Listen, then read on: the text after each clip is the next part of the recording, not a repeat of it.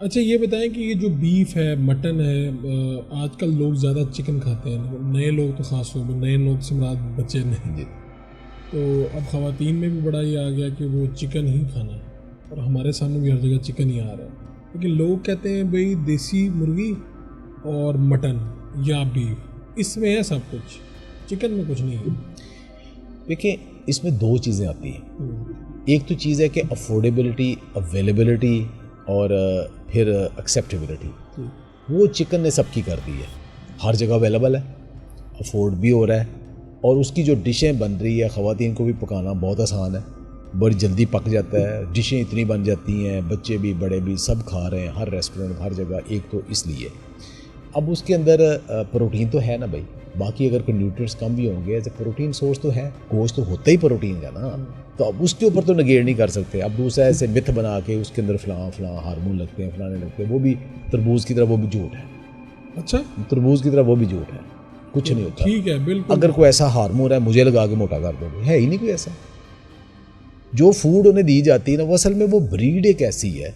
अब इसके ना लोग एक्सेप्ट नहीं करते, इसलिए मैं भी कम बात करता हूँ कि आप वही जो फीड उन्हें दी जाती है ना, वो आप देसी मुर्गी को दें तो वो 10 हफ्ते में तैयार होगी या 15 हफ्ते में तैयार होगी। लेकिन ये ब्रीड ऐसी है, ये सिलेक्ट कर दुनिया भर से उसके जीन सेलेक्ट करके उन्होंने क्रॉस करा के एक ऐसा बना दिया कि जिसको आप अच्छी वाली फीड दें। अच्छी वाली फीड क्या है, आप मतलब फॉर एग्जांपल अब उन्हें देखिए जी मेरी ये एज है, ये फलां है, मेरे लिए बेस्ट फूड क्या है, तो कंप्यूटर सारी वो बना दे और डाइटिशियन उसके साथ फूड एडजस्ट करके मुझे वो देना शुरू कर दे, तो मैंने देखिए कितनी चेंजेस आएगी।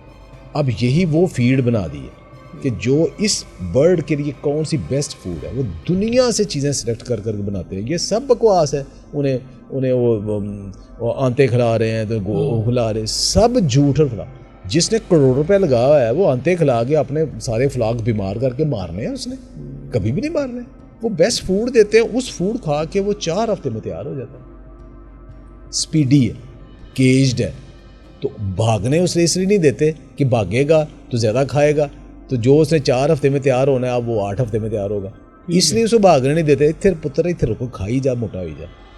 तो ये कहते हैं जी उनसे तो उठा नहीं जाता, इसलिए नहीं उठा, तो उसे शुरू में चलना। अब आप ब्रायलर जो है ना वो घर में ला के पाल दें या गांव में पालें आप बाकी मुर्गियों के साथ, जैसे बाकी मुर्गियां दौड़ती भागती वो भी ऐसे दौड़े भागेगा, क्योंकि उसकी तो परवरिश ही वैसे नहीं हो रही। हाँ, वैसे नहीं हो रही। उसको उन्होंने पिंजरों में रखा हुआ है। तो देसी को सारा दिन गाँव में वो फिरती रहती है। अब ये कि चूंकि वो केज्ड है, तो केज्ड में बहुत सारे स्ट्रेस हार्मोन आएंगे, कोई थोड़ी बहुत ही नेगेटिव आएगी, प्रोटीन तो मिल रही है ना।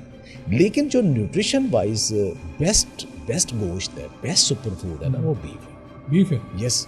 अब ये चूंकि हमारे यहाँ और बीफ का जो पाए है, बीफ की जो निहारी है, बीफ का जो गोश्त है, बीफ की जो चर्बी वाला गोश्त है, इनफैक्ट रिसर्च ने साबित कर दिया है उसका हार्ट के साथ, कोलेस्ट्रॉल के साथ कोई नेगेटिव रिलेशन नहीं बल्कि पॉजिटिव रिलेशन है।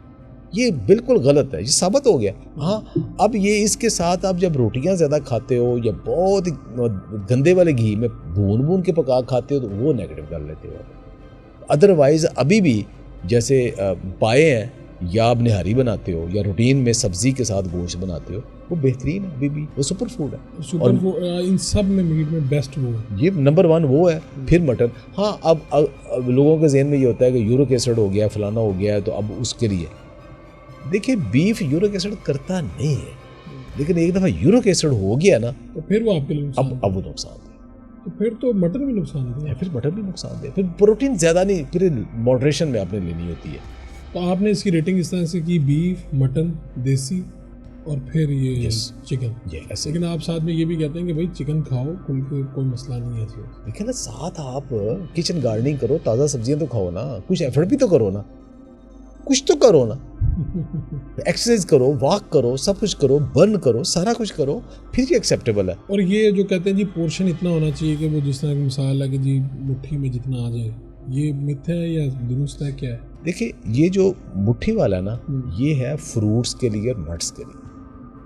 ठीक है, मतलब वो जो आप आ गया ना कि सामने रख के तो इतना सा फ्रूट खाना है, नहीं।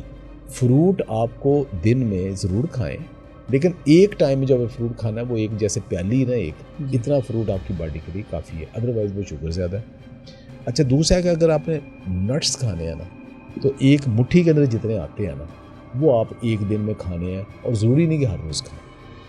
तो बाकी जो खाना है ना, वो पोर्शन कंट्रोल है।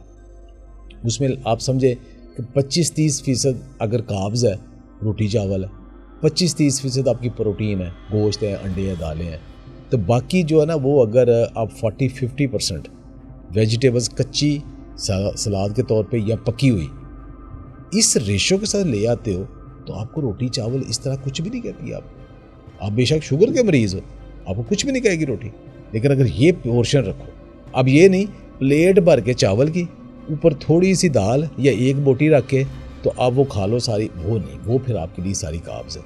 अगर आपने इतना सैलड और ये सारा खाओ तो आपको ये कुछ भी नहीं कहेगा। अब यही तो मैं कहता हूँ, ये करके साथ अगर चावल की जगह किनवा खा लो या आधा चावल आधा किनवा खा लो, वो तो कमाल ही हो गया।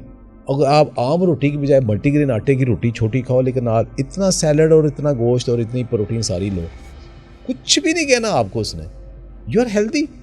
यही पोर्शन कंट्रोल है।